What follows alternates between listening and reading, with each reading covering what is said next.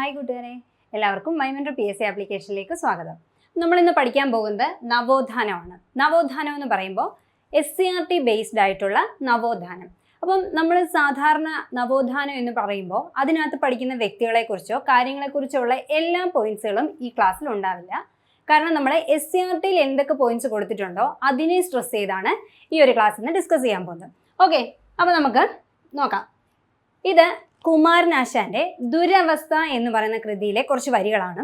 അപ്പോൾ ഈ വരികൾ വായിക്കുമ്പോൾ നമുക്ക് മനസ്സിലാവും അന്നേ കാലത്തെ കേരളത്തിന്റെ ഒരു സാഹചര്യം, ഒരു സാമൂഹ്യ നിലവാരം അല്ലെങ്കിൽ സാമൂഹ്യ സാഹചര്യം എന്തായിരുന്നെന്ന് നമുക്ക് ഈ ഒരു ലൈൻ കാണുമ്പോൾ അല്ലെങ്കിൽ വായിക്കുമ്പോൾ മനസ്സിലാവും. അപ്പോൾ ഈ ഒരു ലൈൻ കൊടുക്കാൻ കാര്യം എന്ന് വെച്ച് കഴിഞ്ഞാൽ ചിലപ്പോൾ ഈ ഒരു ലൈൻ എടുത്ത് തന്നിട്ട് ഇത് ഏത് കൃതിയിലെയാണെന്നോ അല്ലെങ്കിൽ ഇത് ആരാണ് ഇതിന്റെ കർത്താവെന്നോ ചോദിക്കാൻ ചാൻസ് ഉണ്ട്. ഇത് SCERT കൊടുത്തിട്ടുള്ള പോയിന്റാണ്. അപ്പം നോക്കി, തൊട്ടുകൂടാത്തവർ, തീണ്ടിക്കൂടാത്തവർ, ദൃഷ്ടിയിൽപ്പെട്ടാലും ദോഷമുള്ളോർ, കെട്ടില്ലാത്തോർ, തമ്മിലുണ്ണാത്തോരിങ്ങനെ ഒട്ടല്ലഹോ ജാതി കോമരങ്ങൾ എന്നാണ് കുമാരനാശാൻ ദുരവസ്ഥ എന്ന കൃതിയിൽ പറഞ്ഞിരിക്കുന്നത്. ഏത് കൃതിയിലാണ്? ദുരവസ്ഥ. ദുരവസ്ഥ എഴുതിയത് കുമാരനാശാനാണ്. അപ്പൊ ഈ ലൈൻ വായിക്കുമ്പോഴേ നമുക്ക് മനസ്സിലാവും അന്നത്തെ കാലത്ത് എന്താണ്, പരസ്പരം തൊട്ടുകൂടാ, തീണ്ടിക്കൂടാ, അല്ലെങ്കിൽ വലിയ സവർണ ജാതിക്കാരുടെ കൺമുന്നിൽ പോലും അവർണർ വരാൻ പാടില്ല, തമ്മിൽ മിശ്ര വിവാഹം പോലെയുള്ള കാര്യങ്ങളില്ല, ഒരുമിച്ച് ഒരു പന്തിയിലിരുന്ന് ആഹാരം കഴിക്കാറില്ല. അങ്ങനെ ജാതി മത ആ ഒരു വ്യത്യാസം നന്നായിട്ട് പ്രകടമായിട്ട് സമൂഹത്തിൽ നിലനിന്നിരുന്ന കാലഘട്ടത്തിൽ കുമാരനാശാൻ ദുരവസ്ഥയിൽ പ്രതിപാദിച്ച ലൈനാണ് ഏത്? ഈ പറഞ്ഞ തൊട്ടുകൂടാത്തവർ, തീണ്ടിക്കൂടാത്തവർ, ദൃഷ്ടിയിൽപ്പെട്ടാലും ദോഷമുള്ളോർ, കെട്ടില്ലാത്തോർ, തമ്മിലുണ്ണാത്തോരിങ്ങനെ ഒട്ടല്ലഹോ ജാതി കോമരങ്ങൾ. ഏത് കൃതിയാണ്? ദുരവസ്ഥ. കുമാരനാശാൻ എഴുതിയ ദുരവസ്ഥയിലെ ലൈൻസ് ആണിതെന്ന് ഓർത്തിരിക്കുക. ഇനി അടുത്തതാണ്, ജാതി വ്യവസ്ഥയുമായി ബന്ധപ്പെട്ട സാമൂഹിക തിന്മകളും അവസര നിഷേധങ്ങളും ചൂഷണങ്ങളും കേരളത്തിൽ നിലനിന്നിരുന്നതിനാൽ കേരളത്തെ ഭ്രാന്താലയം എന്ന് വിളിച്ച നവോത്ഥാന നായകൻ ആരാണ്? അത് വിവേകാനന്ദനാണ്. അപ്പൊ കേരളത്തെ ഭ്രാന്താലയം എന്ന് വിശേഷിപ്പിച്ചത് ആരാണെന്ന് ചോദിച്ചു കഴിഞ്ഞാൽ നമുക്കറിയാം ആരാണ്? വിവേകാനന്ദനാണ്. എന്തൊക്കെയായി ബന്ധപ്പെട്ടാണ് അദ്ദേഹം കേരളത്തെ ഭ്രാന്താലയം എന്ന് വിശേഷിപ്പിച്ചത്? ജാതി വ്യവസ്ഥയുമായി ബന്ധപ്പെട്ടും സാമൂഹിക തിന്മകളും അവസര നിഷേധങ്ങളും ചൂഷണവും ഒക്കെ കൊണ്ടാണ് എന്ത് ചെയ്തിരുന്നത്? വിവേകാനന്ദൻ നമ്മുടെ കേരളത്തെ ഭ്രാന്താലയം എന്ന് വിളിച്ചത്. അതായത് ജാതിയുടെ പേരിൽ ഉള്ള വ്യത്യാസങ്ങൾ, ഈ അവർണരെ ചൂഷണം ചെയ്യുന്ന ആ ഒരു പ്രോസസ്സ്, ഇനി അതല്ലെങ്കിൽ അവസര നിഷേധം, ജാതിയുടെ പേരിൽ അവസരങ്ങൾ നിഷേധിക്കുക. അപ്പൊ ഇതെല്ലാം കൂടി കണ്ടപ്പോഴാണ് എന്ത് ചെയ്തത്? വിവേകാനന്ദൻ കേരളത്തെ ഭ്രാന്താലയം എന്ന് വിശേഷിപ്പിച്ചത്. അപ്പൊ ഇതിന് മാറ്റം വന്നത് നമ്മുടെ സാമൂഹ്യ പരിഷ്കർത്താക്കളുടെ വരവോട് കൂടിയാണ്. അപ്പൊ നോക്കിയേ, കേരളത്തിലെ ആദ്യത്തെ സാമൂഹ്യ പരിഷ്കർത്താവായി അറിയപ്പെടുന്ന വ്യക്തിയാണ് അല്ലെങ്കിൽ കണക്കാക്കപ്പെടുന്ന വ്യക്തിയാണ് ആര്?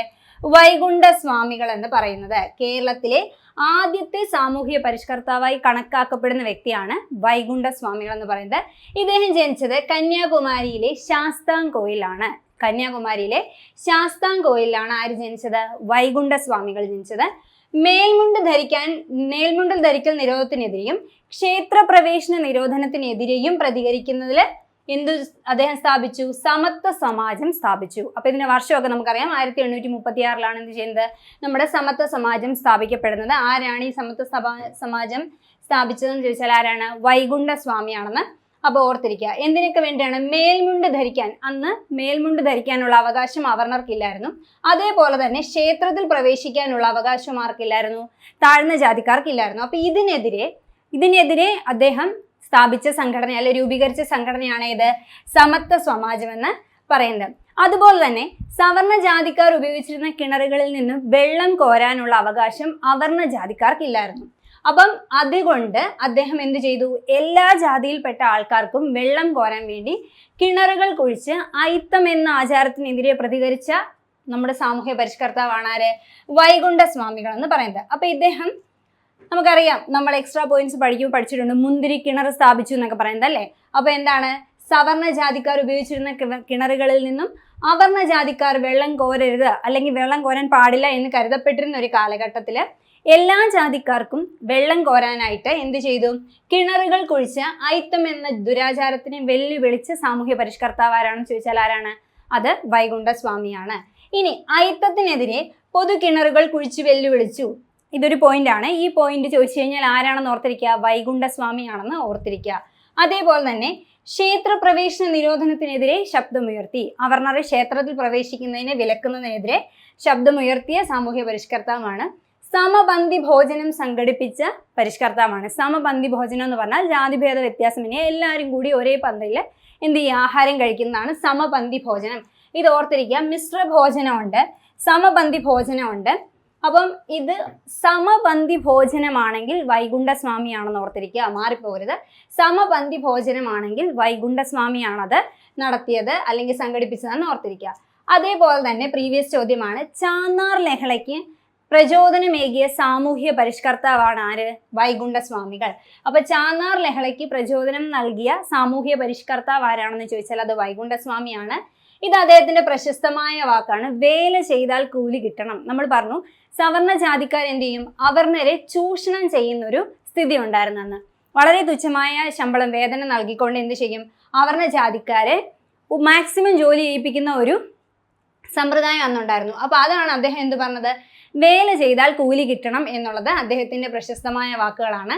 അതേപോലെ തന്നെ ബ്രിട്ടീഷ് ഭരണത്തെ വൈകുണ്ഠസ്വാമി വിശേഷിപ്പിച്ചതാണ് വെണ്ണീച ഭരണം. ഇതും പ്രീവിയസ് ചോദ്യമാണ്.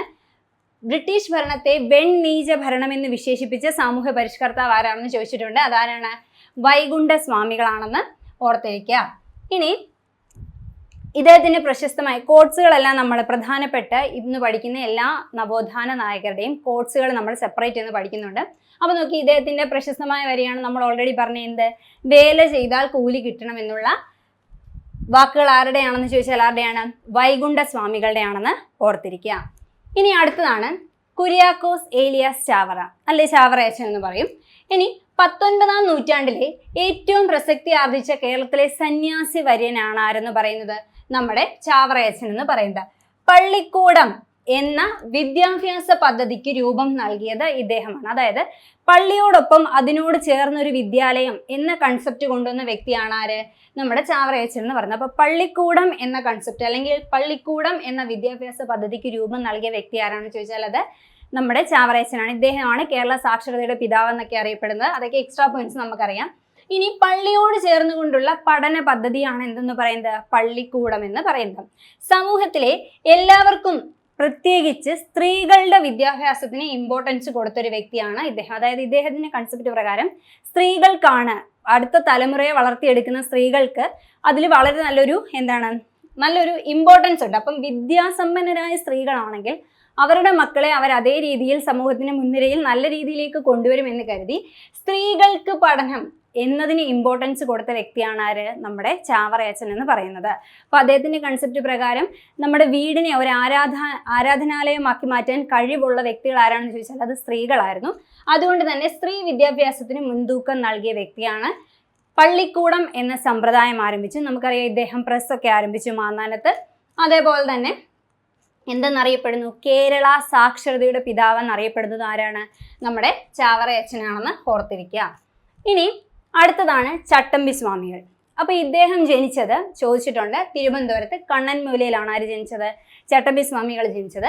സമാധിയായത് കൊല്ലം ജില്ലയിലെ പന്മനയിലാണ് സമാധിയായത്. ചട്ടമ്പി സ്വാമികളുടെ യഥാർത്ഥ പേര് അയ്യപ്പൻ എന്നാണ്. പ്രീവിയസ് ചോദ്യമാണ്. ചട്ടമ്പി സ്വാമികളുടെ യഥാർത്ഥ പേരാണ് അയ്യപ്പൻ എന്ന് പറയുന്നത്. അപ്പം ഇദ്ദേഹം ആർക്ക് വേണ്ടിയാണ് പ്രവർത്തിച്ചതെന്ന് ചോദിച്ചു കഴിഞ്ഞാൽ അധസ്ഥിതർക്ക് സഞ്ചാര സ്വാതന്ത്ര്യവും ക്ഷേത്രപ്രവേശനവും അനുവദിക്കണമെന്ന് വാദിച്ച പരിഷ്കർത്താവാണ്. അപ്പൊ താഴേക്കടയിലുള്ള ആൾക്ക് വേണ്ടിയിട്ടാണ് എന്ത് ചെയ്തത്? ഇദ്ദേഹവും സംസാരിച്ചത്. എന്ത് വേണം? അവർക്ക് സഞ്ചാര സ്വാതന്ത്ര്യം വേണം, അതേപോലെ തന്നെ ക്ഷേത്രങ്ങളിൽ പ്രവേശിക്കാനുള്ള അനുവാദവും വേണമെന്ന് വാദിച്ച സാമൂഹ്യ പരിഷ്കർത്താവാണ് ആര്? ചട്ടമ്പി സ്വാമികൾ എന്ന് പറയുന്നത്. ഇനി വേദാധികാര നിരൂപണം, പ്രീവിയസ് ചോദ്യമാണ്. വേദാധികാര നിരൂപണം ആരുടെ കൃതിയാണെന്നുള്ളത്. അതേപോലെ തന്നെ പ്രാചീന മലയാളം എന്നിവ രചിച്ചത് ചട്ടമ്പി സ്വാമിയാണ്. അപ്പൊ ഈ പോയിന്റ്സ് ഒക്കെ SCERT ഉള്ളതായതുകൊണ്ട് തന്നെ ചോദിക്കാൻ മറ്റു ബുക്കുകളെക്കാളും ചാൻസ് കൂടുതലുണ്ട്. വേദാധികാര നിരൂപണവും പ്രാചീന മലയാളവും ആരുടെ കൃതിയാണ്? ചട്ടമ്പി സ്വാമികളുടെ കൃതിയാണെന്ന് ഓർത്തിരിക്കുക.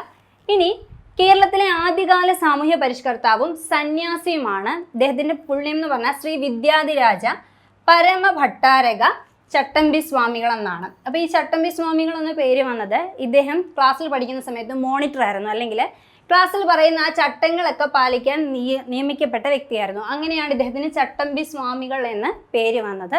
ശരിക്കും ഇദ്ദേഹത്തിന്റെ പേരെന്താണ്? അയ്യപ്പൻ എന്നാണെന്ന് ഓർത്തിരിക്കുക. ഇനി ജാതി, തൊട്ടുകൂടായ്മ എന്നീ സാമൂഹ്യ പ്രശ്നങ്ങളെ എതിർക്കുകയും സാർവത്രിക കുടുംബം എന്ന സങ്കല്പം കെട്ടിപ്പടുക്കാനും ശ്രമിച്ച സാമൂഹ്യ പരിഷ്കർത്താവാണ് ആര്? ചട്ടമ്പി സ്വാമികൾ എന്ന് പറയുന്നത്. ഇദ്ദേഹം എന്ത് ചെയ്തു? സമൂഹത്തിലെ എല്ലാ സ്ത്രീകൾക്കും വിദ്യാഭ്യാസം വേണമെന്ന് വാദിച്ചു. അപ്പോൾ സ്ത്രീകൾക്ക് പൊതുവെ അന്ന് വിദ്യാഭ്യാസം നൽകാത്തത് കൊണ്ട് ചാവറയച്ചനും ചട്ടമ്പി സ്വാമികളും ഒക്കെ എന്തിനാണ് കൂടുതൽ ഇമ്പോർട്ടൻസ് കൊടുത്തത്? സ്ത്രീകൾക്ക് വിദ്യാഭ്യാസം നൽകുന്നതിനാണ് കൂടുതൽ ഇമ്പോർട്ടൻസ് കൊടുത്തത്. അപ്പോൾ നമ്മുടെ ചട്ടമ്പി സ്വാമികളുടെ പ്രശസ്തമായ വാക്കുകളാണ് വിദ്യയും വിത്തവും ഉണ്ടെങ്കിലേ മനുഷ്യ പുരോഗതി സാധ്യമാകുകയുള്ളൂ. അപ്പോൾ ഈ കോഴ്സ് തന്നിട്ട് ചോദിക്കാം, വിദ്യയും വിത്തവും ഉണ്ടെങ്കിലേ മനുഷ്യ പുരോഗതി സാധ്യമാകൂ എന്നുള്ളത് ആരുടെ വാക്കുകളാണെന്ന് ചോദിച്ചാൽ ആരുടെയാണ്? ചട്ടമ്പി സ്വാമികളുടെ വാക്കുകളാണെന്ന് ഓർത്തിരിക്കുക. ഇത് SCRT പോയിന്റ് ആയതുകൊണ്ട് തന്നെ ഇമ്പോർട്ടൻ്റ് ആണ്. ഓർത്തേം, വിദ്യയും വിത്തവും ഉണ്ടെങ്കിലേ മനുഷ്യ പുരോഗതി സാധ്യമാകൂ എന്ന് പറഞ്ഞത് ചട്ടമ്പി സ്വാമികളാണെന്ന് ഓർത്തിരിക്കുക. ഇനി അടുത്തതാണ് ശ്രീനാരായണ ഗുരു. അപ്പോൾ ശ്രീനാരായണ ഗുരു എന്ന് പറയുമ്പോൾ നമുക്കറിയാം കേരള നവോത്ഥാനത്തിൻ്റെ പിതാവ് എന്നറിയപ്പെടുന്ന വ്യക്തിയാണ് ആര്? ശ്രീനാരായണ ഗുരു എന്ന് പറയുന്നത്. ശ്രീനാരായണ ഗുരു ജനിച്ചത് ചെമ്പഴന്തിയാണ്, തിരുവനന്തപുരം ജില്ലയിലെ ചെമ്പഴന്തിയിലാണ് ജനിച്ചത്. ശ്രീനാരായണ ഗുരു സമാധി ആയതും എവിടെയാണ്? ശിവഗിരിയിലാണ്. ശ്രീനാരായണ ഗുരു സമാധി ആയത് ശിവഗിരിയിലാണ്. ശ്രീനാരായണ ഗുരുവിൻ്റെ ഏറ്റവും പ്രധാന കൃതികളാണ് ആത്മോപദേശ ശതകം, അതേപോലെ തന്നെ അദ്വൈത ദീപിക, പിന്നെ ഏതാണ്? ദർശനമാല. അപ്പം ആത്മോപദേശ ശതകവും അദ്വൈത ദീപികയും മലയാള ഭാഷയിലും ദർശനമാല സംസ്കൃതത്തിലും രചിക്കപ്പെട്ട കൃതിയാണ്. ഇത് പ്രീവിയസ് ആയിട്ട് PSC ചോദിച്ചിട്ടുണ്ട്. ശ്രീനാരായണ ഗുരുവിൻ്റെ സംസ്കൃത ഭാഷയിൽ രചിക്കപ്പെട്ട കൃതി ഏതാണെന്ന് ചോദിച്ചിട്ടുണ്ട്. ഏതാണ്? ദർശനമാലയാണെന്ന് ഓർത്തിരിക്കുക. ഇനി ശ്രീനാരായണ ഗുരു അരുവിപ്പുറത്ത് ശിവപ്രതിഷ്ഠ നടത്തിയ വർഷമാണ് 1888. ഒരുപാട് വട്ടം PSC പ്രീവിയസ് ആയിട്ട് റിപ്പീറ്റ് ചെയ്ത് ചോദിച്ചിട്ടുള്ള ചോദ്യമാണ്.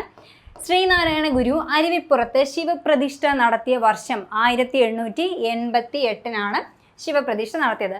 എന്തുകൊണ്ട് ഇമ്പോർട്ടൻ്റ് ആണെന്ന് ചോദിച്ചു കഴിഞ്ഞാൽ, അധസ്ഥിത അല്ലെങ്കിൽ താഴ്ന്ന ജാതിയിൽപ്പെട്ട ഒരാൾ ഒരു ക്ഷേത്ര പ്രതിഷ്ഠ നടത്തുക എന്ന് പറയുന്നത് അന്നത്തെ കാലത്ത് ആർക്കും അക്സെപ്റ്റ് ചെയ്യാൻ പറ്റാത്തൊരു കാര്യമായിരുന്നു.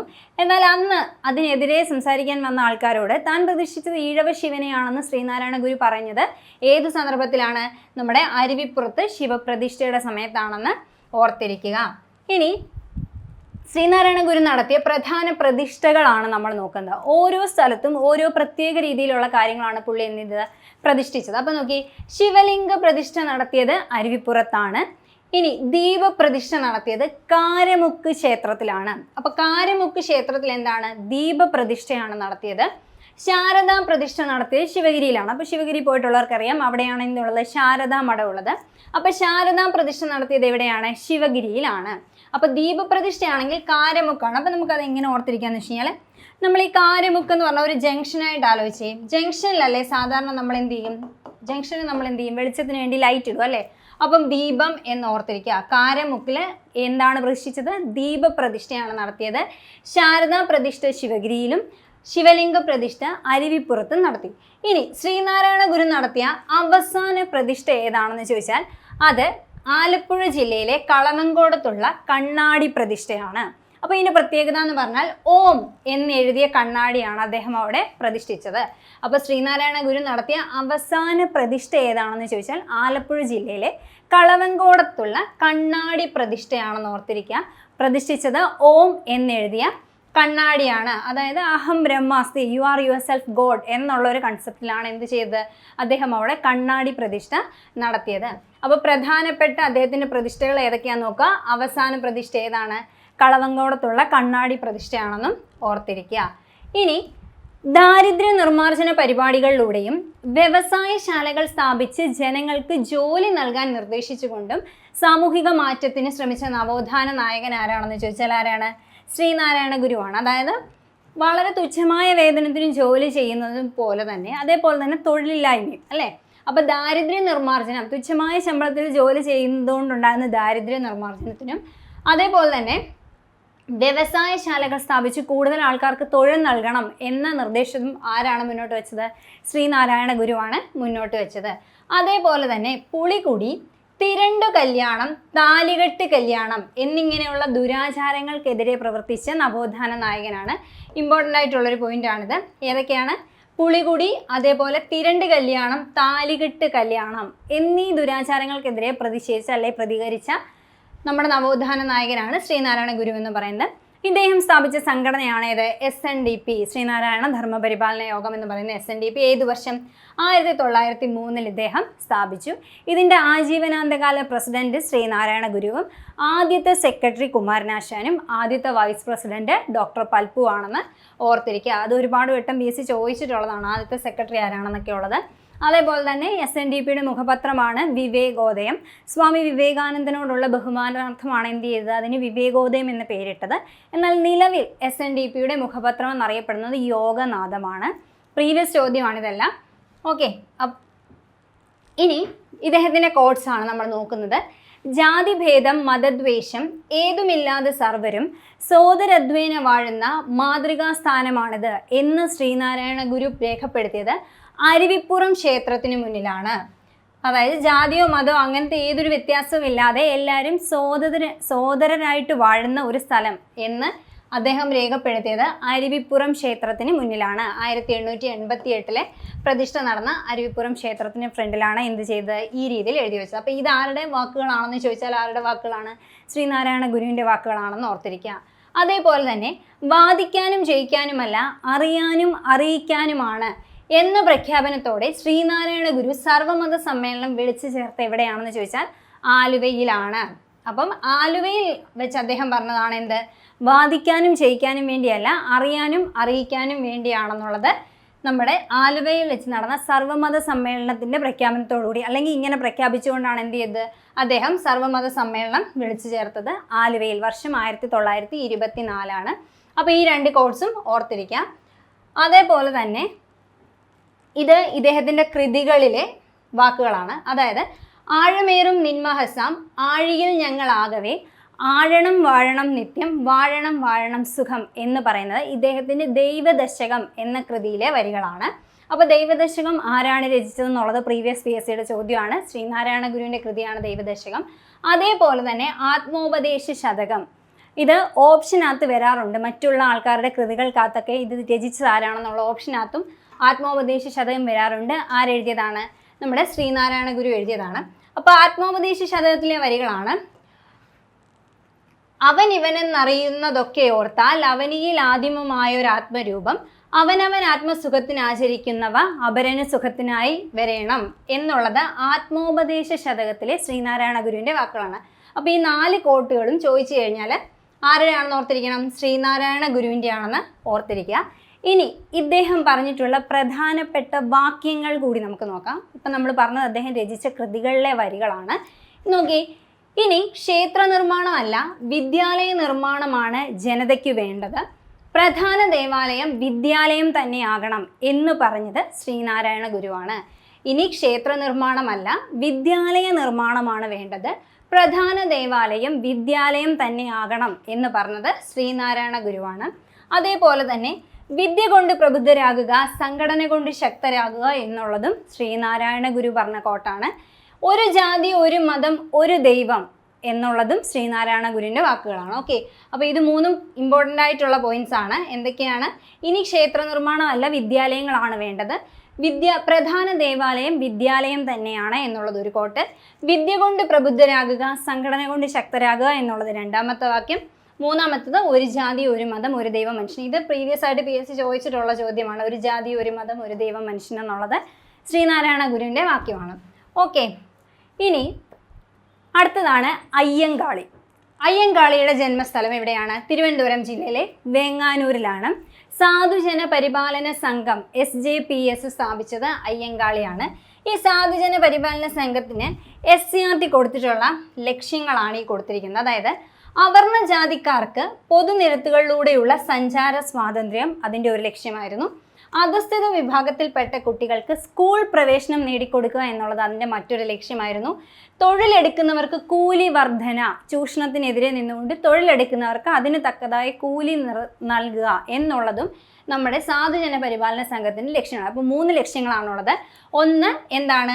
സഞ്ചാര സ്വാതന്ത്ര്യമായിരുന്നു. 2 വിദ്യാഭ്യാസം വേണമെന്നുള്ളതായിരുന്നു. 3 കൂലി വർധന അല്ല വേതന വർധനമായിരുന്നു. എന്ത്? നമ്മുടെ ഈ സാധുജന പരിപാലന സംഘത്തിൻ്റെ പ്രധാനപ്പെട്ട 3 ലക്ഷ്യങ്ങളെന്ന് പറയുന്നത്.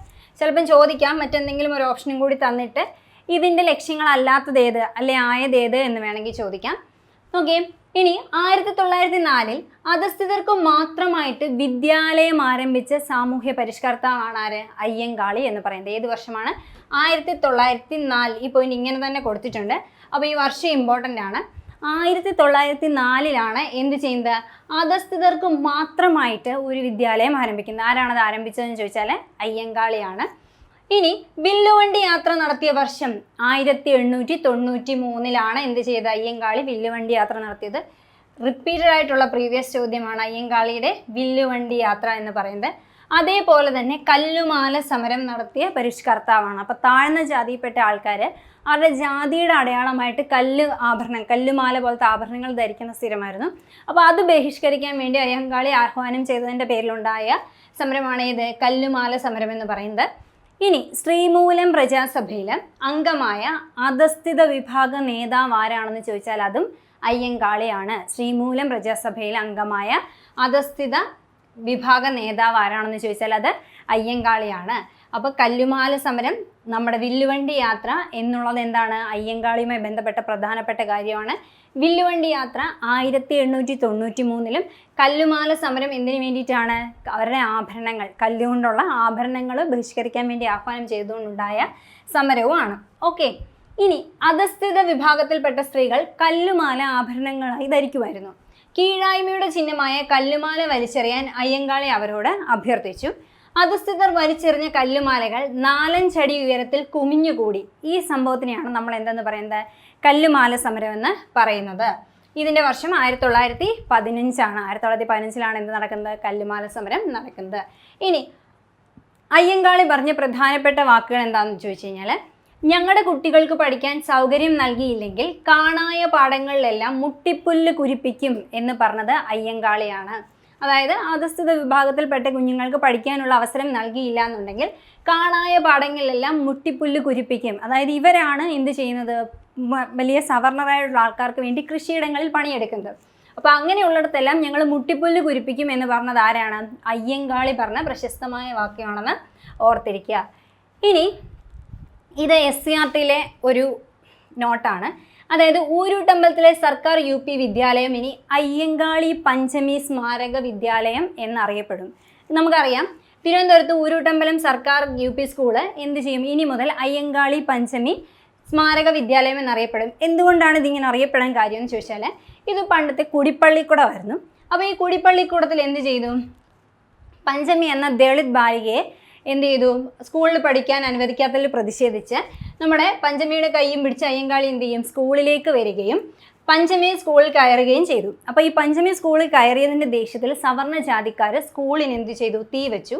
അപ്പോൾ അതിൻ്റെ ആ ഒരു ഓർമ്മയ്ക്കായിട്ടാണ് അയ്യങ്കാളി പഞ്ചമി സ്മാരക വിദ്യാലയം എന്ന് നമ്മുടെ ഊരൂട്ടമ്പലത്തിലെ സർക്കാർ UP സ്കൂള് ഇനി മുതൽ അറിയപ്പെടാൻ പോകുന്നത്. അപ്പോൾ അന്ന് അവർ നമ്മുടെ സ്കൂളിന് തീയിട്ടെന്ന് പറഞ്ഞല്ലോ, അതിൻ്റെ ബാക്കി വന്ന അവശേഷിപ്പുകൾ ഇപ്പോഴും ആ സ്കൂളിൽ ഉണ്ട്. ഇന്നും ആ സ്കൂളിൻ്റെ മ്യൂസിയത്തിൽ അവരതുപോലെ സൂക്ഷിച്ചു വെച്ചിട്ടുണ്ട്. അപ്പം ഈ ഒരു ഇഷ്യൂ നടന്ന സ്കൂളായതുകൊണ്ട് തന്നെ ഊരൂട്ടമ്പലം സർക്കാർ UP വിദ്യാലയം ഇനി മുതൽ എന്തെന്നറിയപ്പെടും?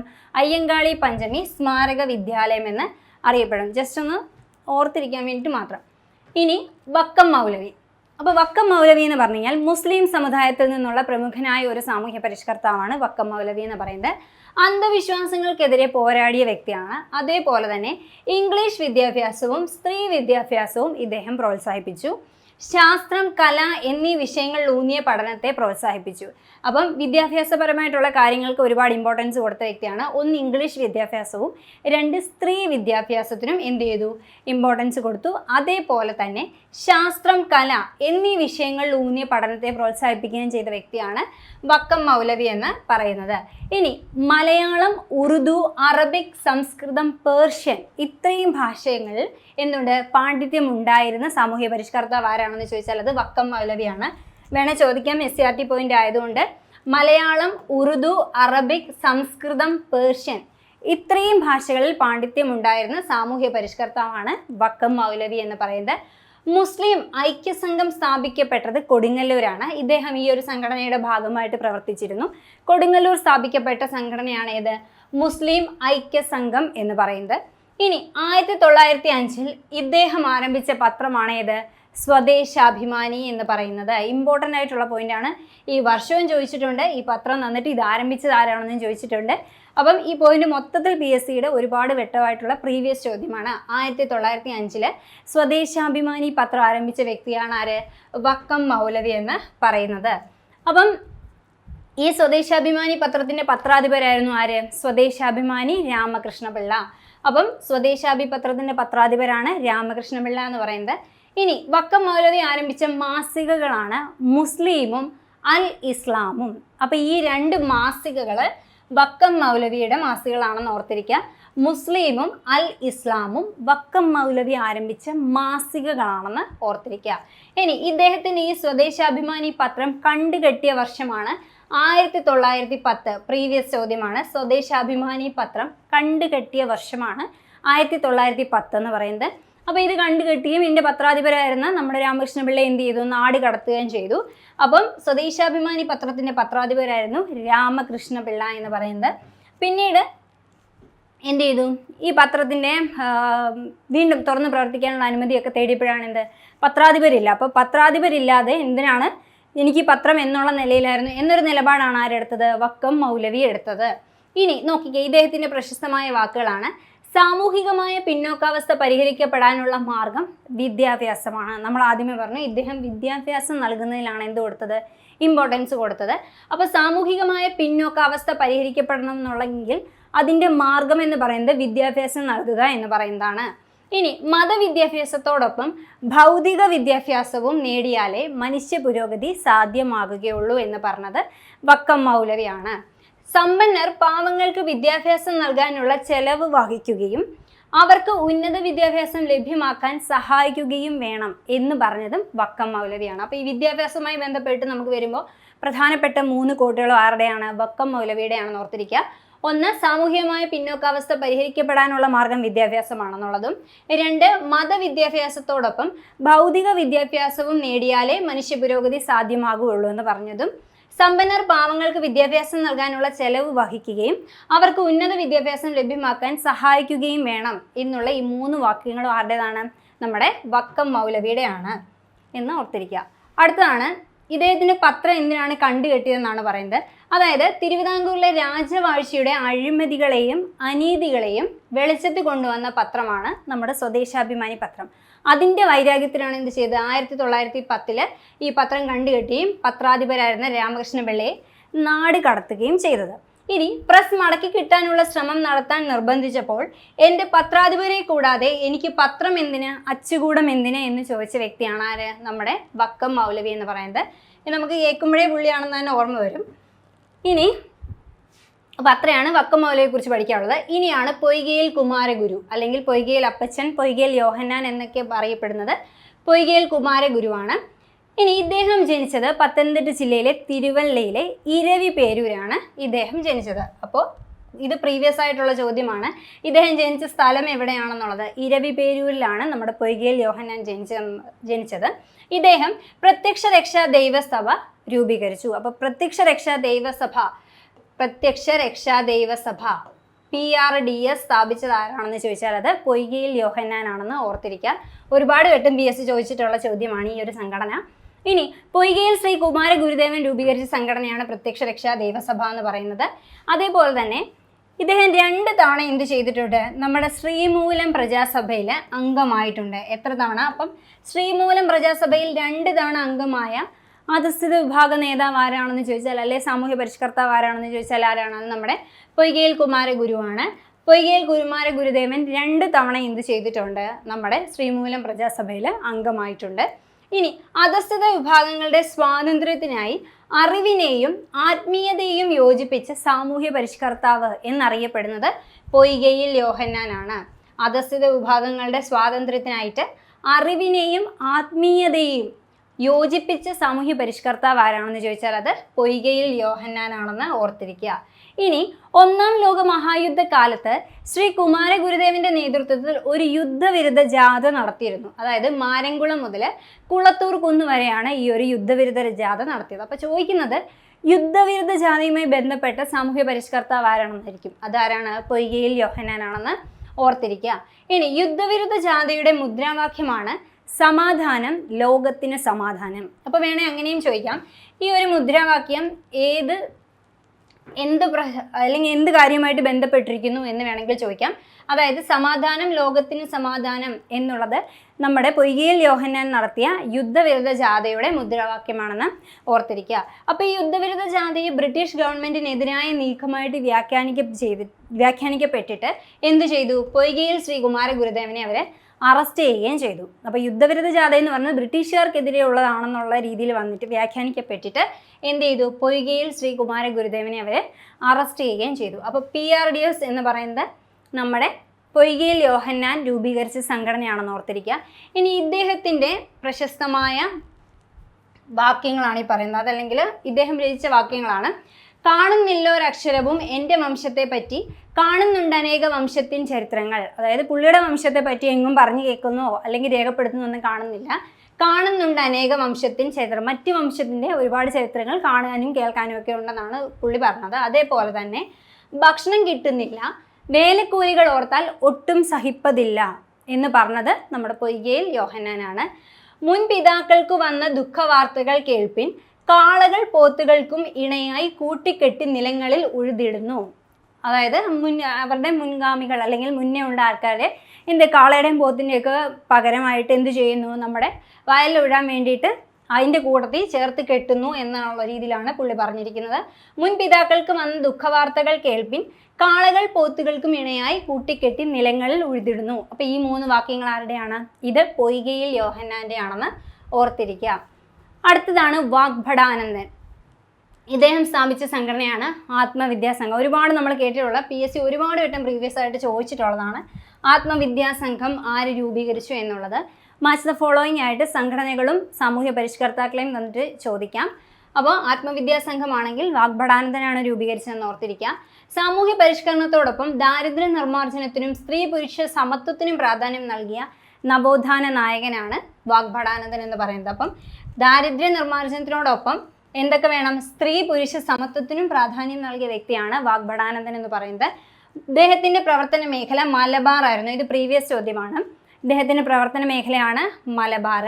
മലബാറിൽ സാമൂഹിക അനാചാരങ്ങൾക്കെതിരായ പ്രവർത്തനങ്ങൾക്ക് നേതൃത്വം നൽകിയവരിൽ പ്രമുഖനായ നവോത്ഥാന നായകനാണ് വാഗ്ഭടാനന്ദൻ എന്ന് പറയുന്നത്. അപ്പോൾ മലബാറിലാണെങ്കിൽ കൂടുതൽ ഓപ്ഷനിൽ ആര് തന്നെയായിരിക്കും? വാഗ്ഭടാനന്ദൻ തന്നെയായിരിക്കും. അപ്പം മലബാറിലെ നവോത്ഥാന കാര്യങ്ങൾക്ക് എന്തു ചെയ്തു?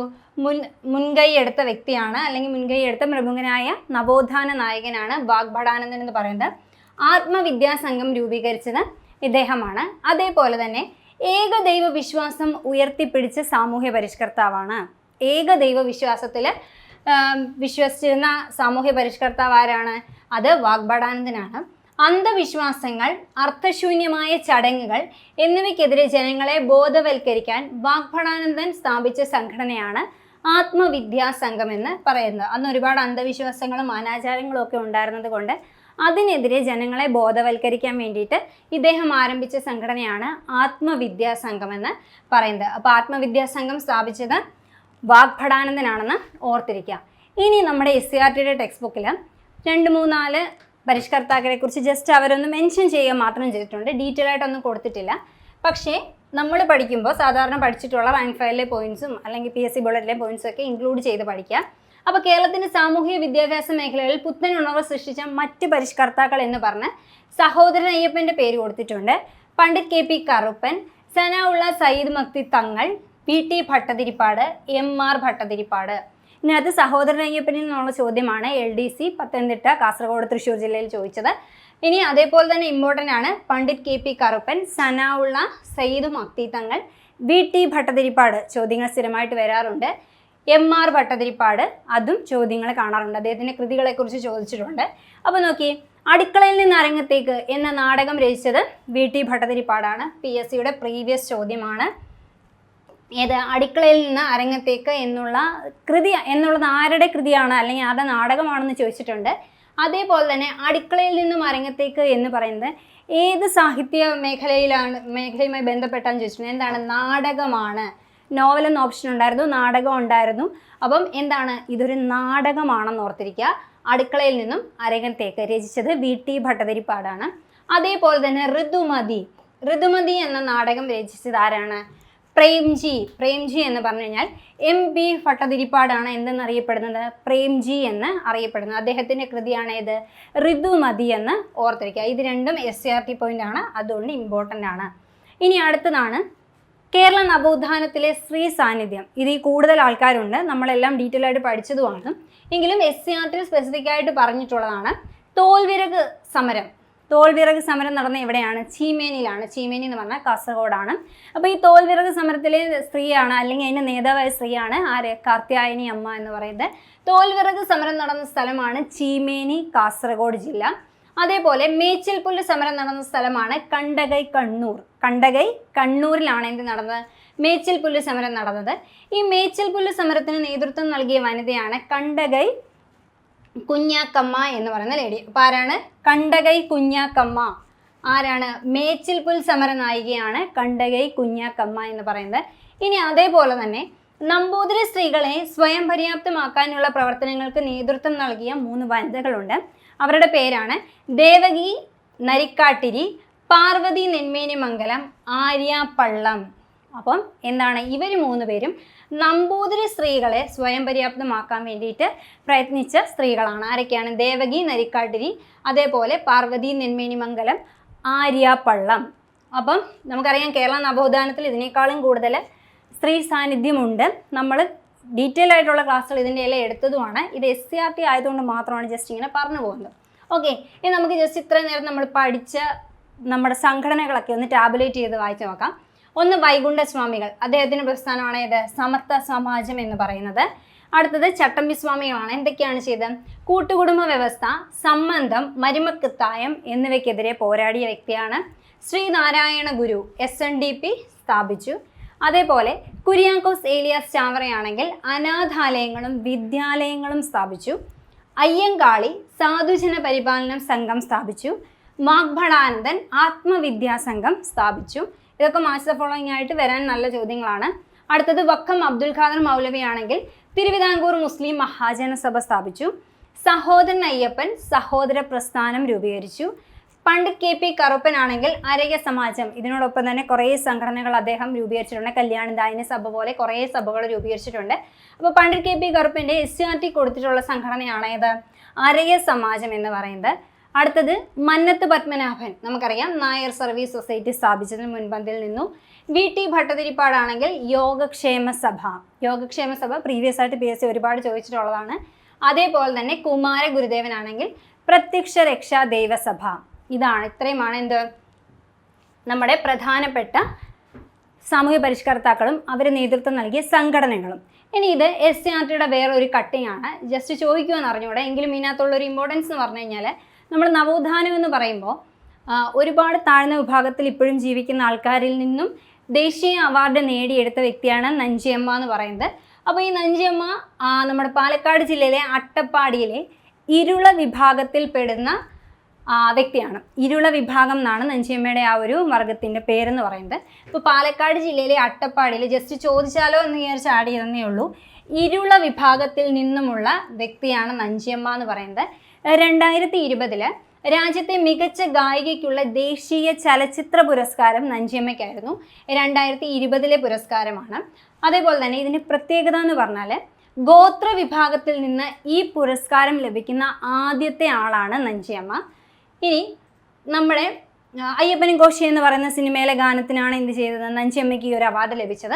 ഇതിനകത്ത് ഇമ്പോർട്ടൻ്റ് ആയിട്ട് വരുന്നത് നഞ്ചിയമ്മയുടെ വിഭാഗമാണ്, ഇരുള വിഭാഗമാണ്. അതേപോലെ തന്നെ ഗോത്ര വിഭാഗത്തിൽ നിന്നും നമ്മുടെ ദേശീയ ചലച്ചിത്ര പുരസ്കാരം നേടുന്ന ആദ്യത്തെ വ്യക്തിയാണ് നഞ്ചിയമ്മ. ലഭിച്ച വർഷം 2020. ഇനി നമ്മൾ നോക്കുന്നത് നിലമ്പൂർ ആയിഷയെക്കുറിച്ചാണ്. നിലമ്പൂർ ആയിഷ എന്ന് പറഞ്ഞു കഴിഞ്ഞാൽ മുസ്ലിം സമുദായത്തിൽ നിന്നും അഭിനയ കലയിലേക്ക് വന്ന ആദ്യത്തെ സ്ത്രീകളിൽ ഒരാളാണ് ആര്? നിലമ്പൂർ ആയിഷ എന്ന് പറയുന്നത്. അപ്പോൾ അവരുടെ ഒരു അനുഭവക്കുറിപ്പാണ് പറയുന്നത്. അക്കാലത്ത് നാടകത്തിൽ അഭിനയിക്കാൻ സ്ത്രീകളെ കിട്ടുമായിരുന്നില്ല. സ്ത്രീകൾ അഭിനയ രംഗത്തേക്ക് വരുന്നത് മോശമാണെന്നായിരുന്നു സമൂഹം വിശ്വസിച്ചിരുന്നത്. ഞാൻ നാടകത്തിൽ അഭിനയിക്കാൻ തന്നെ തീരുമാനിച്ചു.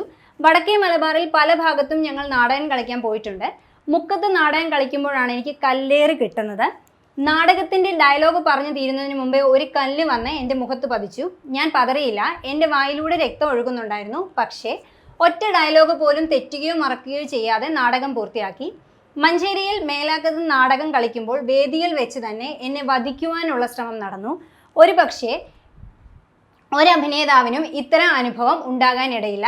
നാടകം ഏതാണ്ട് പകുതി എത്തിയപ്പോൾ എൻ്റെ തല ലക്ഷ്യമാക്കി ഒരു വെടിയുണ്ട ചീറിപ്പാഞ്ഞുവെന്നും ഭാഗ്യമെന്ന് പറയട്ടെ, ഞാൻ ഡയലോഗ് പറഞ്ഞ് തല തിരിച്ചതിനാൽ അത് എൻ്റെ തലയിൽ കയറിയില്ല. ഇത്തരത്തിൽ ഒരുപാട് സംഭവങ്ങൾ എനിക്ക് നേരിടേണ്ടി വന്നിട്ടുണ്ട്. ഇത്തരം പ്രതിസന്ധികളൊന്നും ഞങ്ങളെ തളർത്തിയില്ല. അങ്ങനെയൊന്നും ആയിഷയെ തോൽപ്പിക്കാൻ കഴിയില്ല എന്ന് പറയുന്നത് ശരിക്കും അവരുടെ ജീവിതത്തിനും അരങ്ങിനും ഇടയിൽ എന്നുള്ളതിൽ നിന്നുള്ള നിലമ്പൂർ ആയിഷയുടെ തന്നെ സ്വന്തം വാക്കുകളാണ്. അപ്പോൾ നമുക്കറിയാം, അന്നേ കാലത്ത് സ്ത്രീകൾ പുറത്തിറങ്ങി സിനിമയിൽ അഭിനയിക്കുന്നോ നാടകത്തിൽ അഭിനയിക്കുന്നോ ഒന്നും ആൾക്കാർക്ക് ഇഷ്ടപ്പെടാതിരുന്ന ഒരു കാലഘട്ടത്തിൽ ഉള്ള നിലമ്പൂർ ആയിഷയുടെ അനുഭവം ജസ്റ്റ് SCRT ഒന്ന് കൊടുത്തിട്ടുണ്ട്.